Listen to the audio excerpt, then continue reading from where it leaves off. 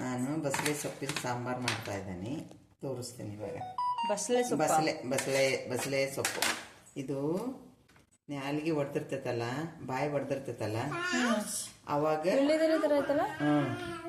ಲೋಳೆ ಲೋಳೆ ಬರುತ್ತೆ ಇದು. ಆ ಥರ ಸೊಪ್ಪಿದು ಬಸಳೆ ಸೊಪ್ಪು ಅಂದ್ರೆ ಕೊಡ್ತಾರೆ, ಸೊಪ್ಪು ಮಾರೋರು ಕೇಳಿ ಕೊಡ್ತಾರೆ. ಬೇಳೆ ಇದು ಒಂದು ಸ್ವಲ್ಪ ಬೇಳೆ ಇದ್ರೇ ಟೇಸ್ಟ್ ಬರ್ತೈತಿ ನೋಡಿ. ಇದ್ರಲ್ಲೇ ಒಂದು ಬೋಲ್ ಹಾಕ್ತಾರೆ.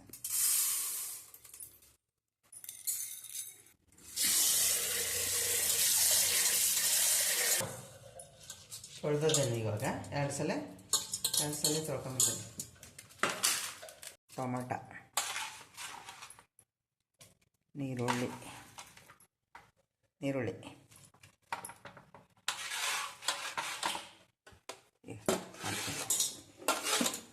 ಅದ್ರ ಮೇಲೆ ಈ ಸೊಪ್ಪು ಕಟ್ ಮಾಡಿ ಇಟ್ಕೊಂಡ್ರೆ ಸೊಪ್ಪು ಎಲ್ಲ ಒಟ್ಟಿಗೆ ಹಾಕಿ ಕುದಿಸೋದು. ಉಪ್ಪು,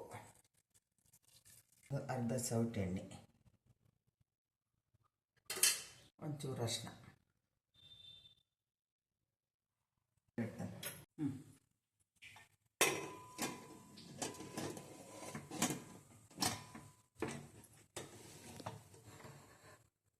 ಇದು ಎಷ್ಟು ವಿಷಲ್ ಆಗಬೇಕು?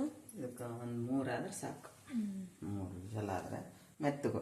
ಅವ್ರಿಗೆ ಮತ್ತೊಂದು ಸ್ವಲ್ಪ ಬೇಳೆ ಗಂಡಿರ್ಬೇಕಂದ್ರೆ 2 ವಿಷಲ್ ಆದರೆ ಸಾಕು. ಅದು ಕೂಗ್ಸೋ ತನಕ ಇದೊಂದು ಸ್ವಲ್ಪ ಕಾಯಿ ರೆಡಿ ಮಾಡ್ಕೋಬೇಕು, ರುಬ್ಬಿ.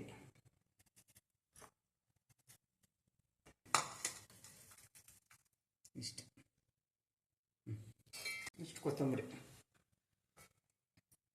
ಇಷ್ಟು ರುಬ್ಕೊಳ್ಳೋದು. ಈಗ ಈ ಥರ ಇರ್ಬೇಕು. ಅದು ತರಿಯಾಗಿರ್ಬೇಕು, ನೈಸಾಗಿ ರುಬ್ಬಾರ್ದು, ನೀರು ಹಾಕಬಾರ್ದು. ನೀರು ಹಾಕಂಗಿಲ್ಲ, ಹಂಗೆ ರುಬ್ಬೇಕು. ಇದಾಗಿದೆಯಮ್ಮ? ಇದಾಗಿದೆ, ಕೂಗೈತೆ ನೋಡಿ.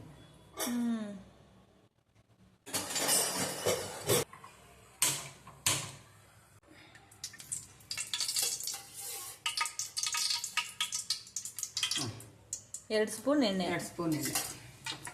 ಸಾಸಿವೆ,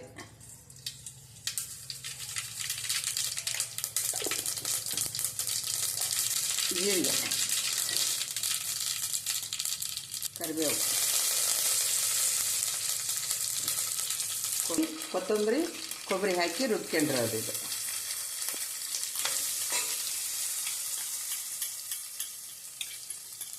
ಇದು ಸ್ವಲ್ಪ ಫ್ರೈ ಆಗುತ್ತೆ.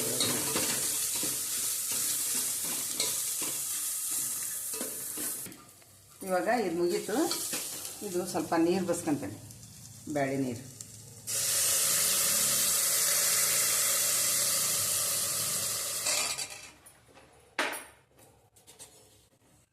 ಅದಕ್ಕೆ ಸ್ವಲ್ಪ ಉಪ್ಪು ಹಾಕಿ ಮಸ್ಕೊಳೋದು, ಉಪ್ಪು ಹಾಕಿ ಆಮೇಲೆ ನೋಡ್ಕೊಂಡು ಅದನ್ನು. ನಮ್ಗೆ ಖಾರ ಐತಿ, ಅದಕ್ಕೋಸ್ಕರ ನಾವು ಖಾರ ಕಡಿಮೆ ತಿನ್ನೋದು. 1 ಚಮಚ ಹಾಕ್ತೇವೆ, ಚೂರಿಷ್ಟು. ಮನೆಯಲ್ಲೇ ಮಾಡಿರೋದು ಸಾಂಬಾರ್ ಪುಡಿ. ಸಾಂಬಾರ್ ಪುಡಿದು ರೆಸಿಪಿ ಇದು ಲಿಂಕ್ ಕೊಟ್ಟಿರ್ತೀವಿ, ಬೇಕಿತ್ತಂದ್ರೆ ಚೆಕ್ ಮಾಡಿ.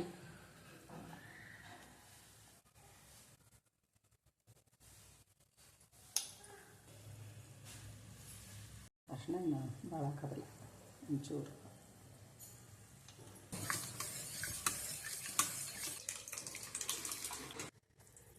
ಬಿಸಿ ನೀರು, ಸ್ವಲ್ಪ ಬಿಸಿ ನೀರು ಕಾಯಿಸ್ಕೊಂಡು ಹಾಕ್ಬೇಕು. ಅದಕ್ಕೆ ತಣ್ಣೀರು ಹಾಕಿದ್ರೆ ಟೇಸ್ಟ್ ಬೇರೆ ಬರ್ತೈತಿ.